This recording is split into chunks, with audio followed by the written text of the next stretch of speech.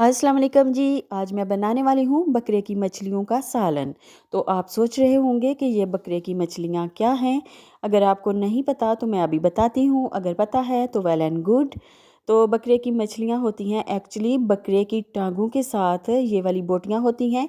गोल गोल बोटियाँ काट के इसको बनाते हैं। इसके अंदर एक लेयर होती है फ़ैट की, जो कि बारीक सी घूमी होती है बोटी के अंदर, जैसे कि क्रीम रोल टाइप की ये बोटी समझ लें होती है।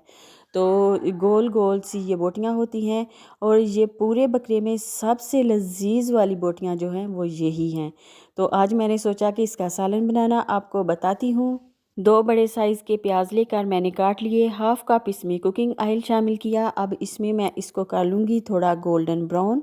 और इसमें जाएंगे टमाटर, अदरक और लहसुन। हरी मिर्चें मैं नहीं डालूँगी, वो निकाल दूँगी क्योंकि मैं ज़्यादा स्पाइसी नहीं बनाना चाहती।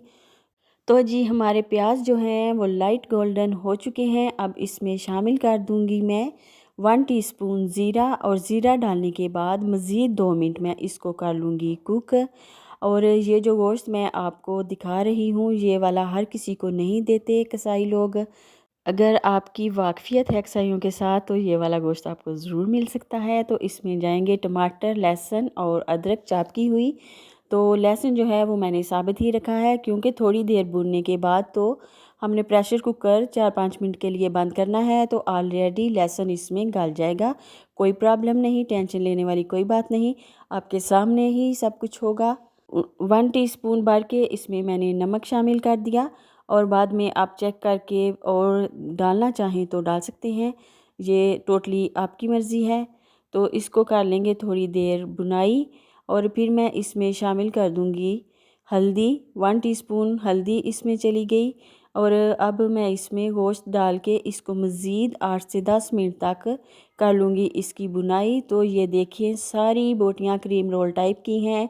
इसमें पतली सी लेयर है फ़ैट की, जो कि बहुत ही मज़ेदार गोश्त बन के होता है तैयार। तो अगर आपको ये वाला मिल जाए तो ज़रूर आपने बनाना है, फिर मुझे बताइएगा कि आपको मज़ा आया या कि नहीं। इस गोश्त के अंदर 2 बकरे की नलियाँ भी शामिल की हैं, यानी कि 2 हड्डियाँ जिसके अंदर गुदा होता है, और हड्डियों से भी निकल के जो टेस्ट आता है वो भी इंतहाई कमाल का होता है। तो मैंने इसको 8 से 9 मिनट तक कर ली है बुनाई। अब ये तकरीबन इसकी बुनाई हो चुकी है, ऑयल जो है ऊपर आ चुका है। तो मैं इसमें अब क्या शामिल करूँगी, अब इसमें मैं शामिल करूँगी पानी। और थोड़ा सा पानी मैं इसमें हाफ़ ग्लास के जितना डाल दूँगी, और फिर 4 से 5 मिनट तक इसको प्रेशर कुकर में बंद कर दूँगी। तो जी मैंने कवर कर दिया प्रेशर कुकर को, और तकरीबन हो चुके हैं इसको 5 मिनट। तो मैंने इसको खोल लिया, और इसके अंदर अभी भी थोड़ी सी यहनी टाइप का पानी जो है वो मौजूद है। तो मैं इसको थोड़ी देर इसकी कर लूँगी बुनाई, कुक कर लूँगी, ताकि ये वाला पानी जो है ड्राई हो जाए। अब इसमें डालूँगी 2-3 चम्मच, मैंने दही भी रखा हुआ है, ये हाफ़ टीस्पून ब्लैक पेपर, और इसमें गया सूखा धनिए का पाउडर, ये मैंने शामिल कर दिया खुशबू के लिए और फ्लेवर के लिए।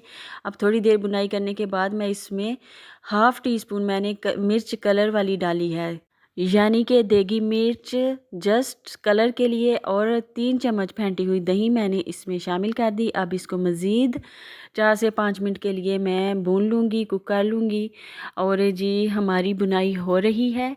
और आप कोशिश क्या करें कि जब आपको बहुत ही साफ़ सुथरा अच्छा गोश्त मिले तब ही लेकर आएँ, ऐसे ही गोश्त ना लेके आया करें क्योंकि आपके पैसे ज़ाया ना हों। तो साफ़ सुथरा गोश्त हो तभी खाने का और बनाने का मज़ा आता है। और ये लास्ट में चला जाएगा इसमें हाफ़ टीस्पून गरम मसाला कुटा हुआ, और थोड़ी सी मेथी। ये मेथी जो है बहुत ज़्यादा इसमें अरोमा लेके आती है, इसकी खुशबू कमाल की होती है। पूरे घर में खुशबुएं अब इस टाइम पे फैली हुई हैं इस गोश्त की, और सरफेस पे ऑयल आ चुका है, गोश्त हमारा डन हो चुका है। तो जी देखिए कैसी खूबसूरत सी ग्रेवी है, मज़ेदार सा ये वाला गोश्त।